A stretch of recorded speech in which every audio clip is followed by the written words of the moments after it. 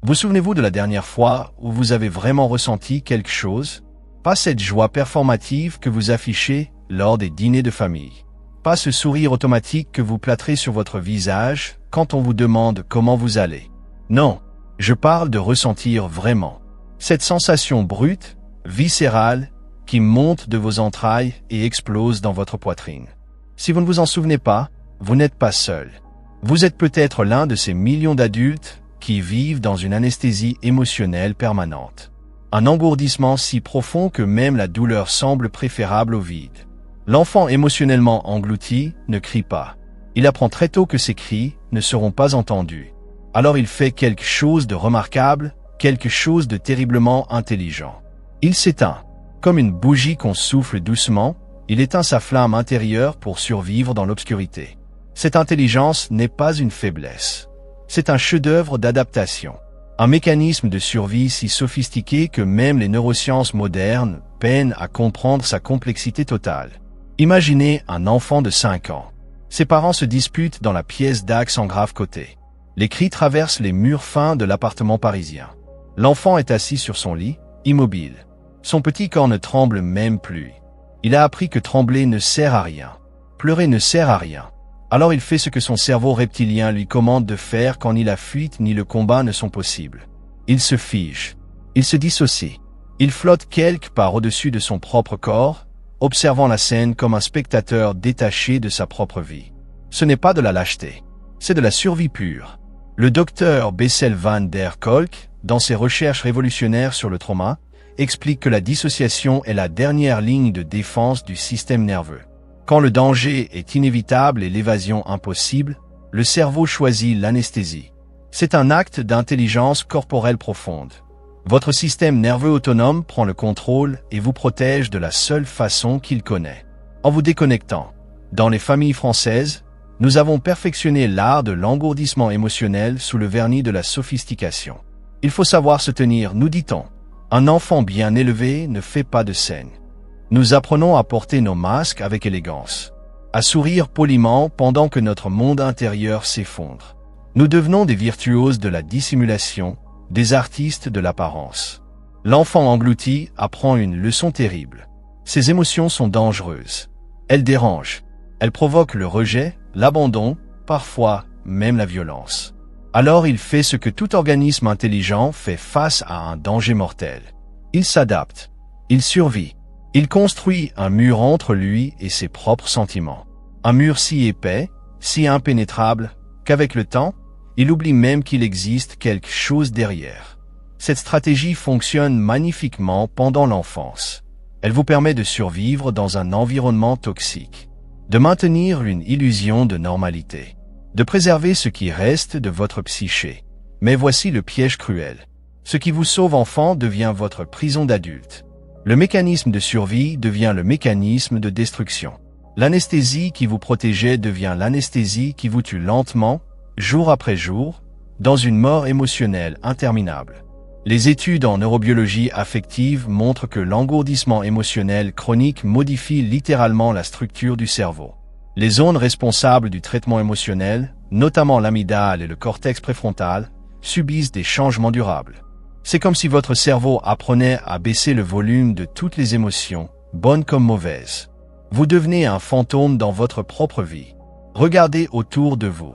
Dans les cafés parisiens, dans les bureaux de la Défense, dans les métros bondés. Combien de visages vides croisez-vous chaque jour? Combien de regards éteints? Nous sommes une génération d'engloutis émotionnels, marchant comme des somnambules à travers nos existences.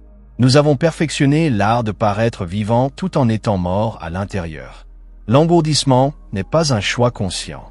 C'est une réponse automatique, inscrite dans vos circuits neuronaux depuis l'enfance. Chaque fois qu'une émotion forte menace de surgir, votre système nerveux appuie sur le bouton d'arrêt d'urgence. Vous vous retrouvez soudainement vide, détaché, observant votre vie comme un film mal écrit dont vous seriez le spectateur désintéressé. Vous savez que vous devriez ressentir quelque chose. Votre partenaire vous quitte et vous restez impassible. Votre mère tombe malade et vous analysez la situation avec un détachement clinique. Vous obtenez cette promotion tant désirée, rien. Le vide. Toujours ce putain de vide qui vous suit comme une ombre.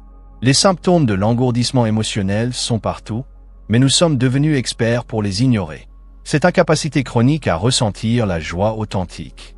Vous souriez aux anniversaires, vous riez aux blagues, mais c'est une performance. Un théâtre social bien rodé. À l'intérieur, c'est le désert du Sahara. Sec, aride, sans vie. Vous vous retrouvez dans des relations où vous jouez le rôle de l'amoureux sans jamais vraiment aimer. Vous dites « je t'aime » comme on dit « bonjour », mécaniquement, sans que ces mots ne touchent votre cœur. Votre partenaire vous reproche votre distance émotionnelle, mais comment expliquer qu'on ne peut pas donner ce qu'on n'a jamais appris à posséder? L'anédonie devient votre compagne quotidienne. Cette incapacité à éprouver du plaisir dans les activités qui devraient vous réjouir. Vous mangez sans goûter. Vous faites l'amour sans passion. Vous voyagez sans émerveillement.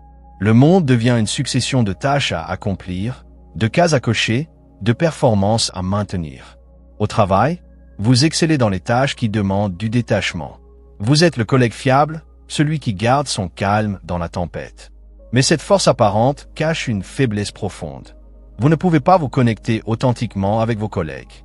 Les relations restent superficielles, fonctionnelles, vides de cette chaleur humaine qui rend le travail supportable. Vous développez des addictions subtiles pour essayer de ressentir quelque chose. L'alcool pour engourdir l'engourdissement. Le sport extrême pour forcer une montée d'adrénaline. Le sexe compulsif pour simuler l'intimité. Les drogues pour casser momentanément le mur. Mais rien ne fonctionne vraiment. Le vide revient toujours, plus profond, plus dévorant. La fatigue chronique s'installe. Pas cette fatigue physique qu'un bon sommeil peut réparer. Non, cette fatigue existentielle qui pèse sur vos épaules comme une chape de plomb. Vous dormez 10 heures et vous vous réveillez épuisé. Parce que maintenir l'engourdissement demande une énergie monumentale. Votre psyché travaille sans relâche pour maintenir le barrage qui retient l'océan de vos émotions refoulées. Les crises d'anxiété surgissent de nulle part. Votre corps essaie désespérément de vous réveiller. Ces palpitations cardiaques, ces sueurs froides, ces sensations d'étouffement. C'est votre système nerveux qui crie « Réveille-toi, tu es en train de mourir émotionnellement ». Mais vous prenez des anxiolytiques pour faire taire ces cris. Pour maintenir l'anesthésie, vous développez une hypervigilance paradoxale. Engourdi mais constamment en alerte. Votre corps se souvient du danger, même si votre esprit l'a oublié. Vous sursautez au moindre bruit. Vous analysez chaque interaction pour détecter la menace potentielle. Vous vivez dans un état de guerre perpétuelle contre un ennemi invisible. L'isolation devient votre refuge. Pas par choix, mais par défaut. Comment maintenir des amitiés quand vous ne pouvez pas partager authentiquement? Comment construire l'intimité quand vous êtes déconnecté de vous-même? Vous vous retrouvez seul, entouré de gens qui ne vous connaissent pas vraiment parce que vous ne vous connaissez pas vous-même. Le perfectionnisme devient votre armure. Si vous ne pouvez pas ressentir, au moins vous pouvez performer. Vous devenez obsédé par l'apparence de succès. La maison parfaite, la carrière parfaite, l'image parfaite. Mais c'est un château de cartes construit sur du vide. La moindre imperfection menace de tout faire s'écrouler. Vous développez des symptômes somatiques inexpliqués. Des douleurs chroniques que les médecins ne peuvent pas diagnostiquer. Des migraines persistantes. Des problèmes digestifs. Votre corps porte le poids de toutes ces émotions non ressenties. Il crie à travers la douleur physique ce que votre psyché ne peut pas exprimer émotionnellement. La procrastination chronique s'installe. Pas par paresse, mais par paralysie émotionnelle. Chaque décision demande de ressentir, de choisir, de s'engager. Mais comment choisir quand tout vous semble égal dans son insignifiance? Vous remettez à demain, espérant secrètement que demain vous pourrez enfin ressentir assez pour agir. Mais écoutez-moi bien, il existe un chemin de retour. Un chemin brutal, douloureux, mais profondément libérateur. Carl Jung a écrit « On ne devient pas éclairé en imaginant des figures de lumière, mais en rendant l'obscurité consciente. » Votre engourdissement est cette obscurité, et il est temps de l'affronter. Le premier pas est le plus difficile. Reconnaître l'engourdissement. Le nommer. Lui donner une existence. Arrêtez de prétendre que tout va bien. C'est un acte de courage monumental que de dire « Je ne ressens rien et cela me terrifie ». Cette admission est le début de votre résurrection émotionnelle. Commencez par vous poser cette question simple mais dévastatrice. Petit enfant en moi, qu'est-ce qui t'a fait si peur que tu as choisi de t'éteindre? Écoutez la réponse. Elle viendra peut-être sous forme d'images, de sensations, de fragments de mémoire. Ne jugez pas, ne rationalisez pas, juste écoutez. Le processus de reconnexion est brutal. Quand le barrage commence à céder, ce n'est pas un ruisseau qui coule. C'est un tsunami. Des années, parfois des décennies d'émotions refoulées déferlent d'un coup. La rage que vous n'avez jamais pu exprimer. Le chagrin que vous n'avez jamais pu pleurer. La terreur que vous n'avez jamais pu avouer. Vous allez pleurer. Oh, comme vous allez pleurer. Des larmes pour l'enfant que vous étiez. Pour tous ces moments où vous aviez besoin de réconfort et n'avez trouvé que le vide. Pour toutes ces fois où vos émotions ont été invalidées, minimisées, punies. Ces larmes ne sont pas un signe de faiblesse. Elles sont la preuve que vous êtes en train de revenir à la vie. La colère viendra aussi. Une rage volcanique contre ceux qui vous ont forcé à vous engourdir. Contre vous-même pour avoir maintenu l'anesthésie si longtemps. Cette colère est sacrée. Elle est le feu qui va faire fondre la glace autour de votre cœur. Laissez-la brûler. Laissez-la vous consumer. C'est dans ces cendres que vous renaîtrez. Premier exercice pratique. Chaque jour, prenez 5 minutes pour faire un scan corporel émotionnel. Fermez les yeux. Respirez profondément. Demandez à votre corps, qu'est-ce que tu ressens maintenant? Commencez par les sensations physiques. Cette tension dans les épaules. Ce nœud dans l'estomac. Puis demandez, si cette sensation était une émotion, laquelle serait-elle? Ne forcez rien. Juste observez. Deuxième pratique. Créez un journal des micro-émotions. Notez les moments fugaces où vous ressentez quelque chose, même infime. Cette irritation quand quelqu'un vous coupe dans la file d'attente. Ce bref éclair de plaisir en sentant le café du matin. Ces micro-moments sont les graines de votre renaissance émotionnelle. Arrosez-les avec votre attention. Troisième étape. Trouvez un témoin bienveillant. Un thérapeute, un ami de confiance, quelqu'un qui peut tenir l'espace pendant que vous vous effondrez et vous reconstruisez. L'engourdissement s'est construit dans l'isolation. La guérison se fait dans la connexion. Vous avez besoin de quelqu'un qui vous rappelle que ressentir est humain, pas dangereux.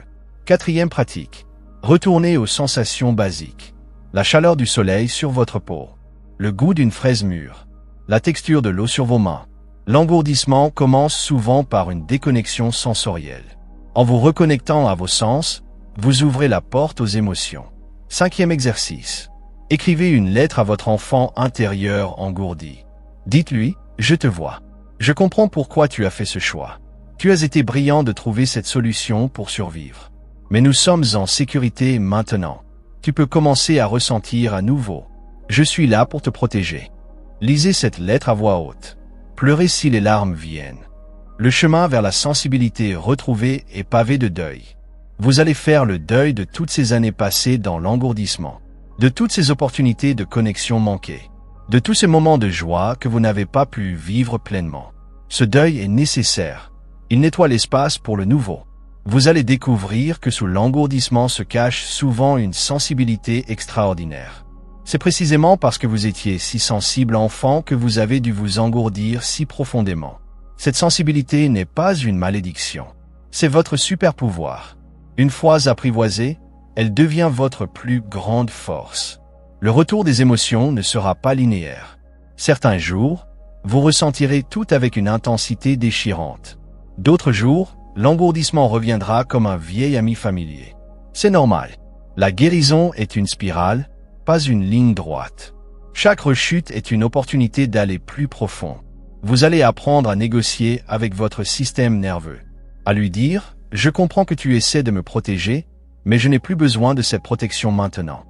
C'est un dialogue patient, bienveillant, répété 1000 fois jusqu'à ce que votre corps comprenne qu'il est enfin en sécurité pour ressentir. Les premières vraies joies seront transcendantes. Ce moment où vous riez vraiment, du fond du ventre, pour la première fois depuis des années. Cette larme de bonheur authentique devant un coucher de soleil. Cette connexion profonde avec un autre être humain.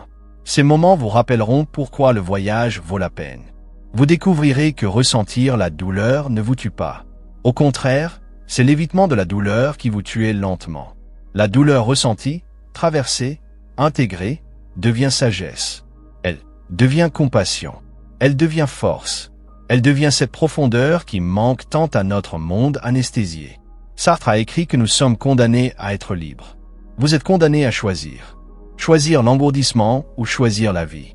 Choisir l'anesthésie ou choisir l'intensité. C'est un choix existentiel profond. Un choix que vous devez faire encore et encore, chaque jour, jusqu'à ce que la vie devienne votre choix par défaut.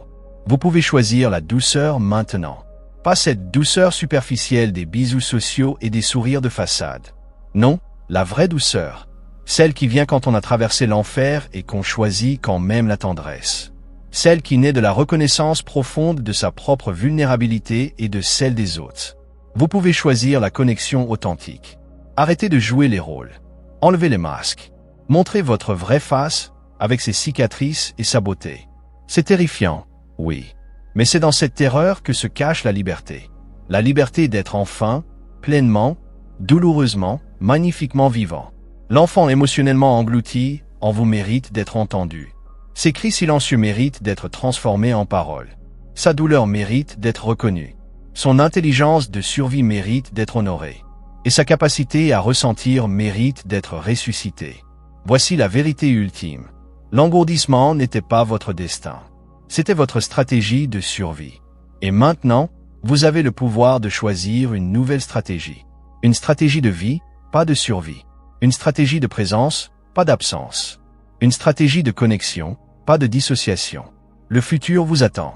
Un futur où vous ressentez pleinement, où vous aimez profondément, où vous vivez intensément. Ce futur commence maintenant, dans ce moment précis où vous choisissez de dégeler, où vous choisissez de vous réveiller, où vous choisissez de revenir à la vie. L'engourdissement vous a servi. Honorez-le pour cela. Mais son temps est révolu. Il est temps de le laisser partir avec gratitude et de accueillir le spectre complet de l'expérience humaine. La joie et la tristesse, l'amour et la peur, l'extase et l'agonie, tout le bordel magnifique d'être humain. Alors je vous pose cette question finale. Si vous pouviez ressentir, vraiment ressentir, juste une émotion aujourd'hui, laquelle choisiriez-vous? Et qu'est-ce qui vous empêche de la choisir maintenant?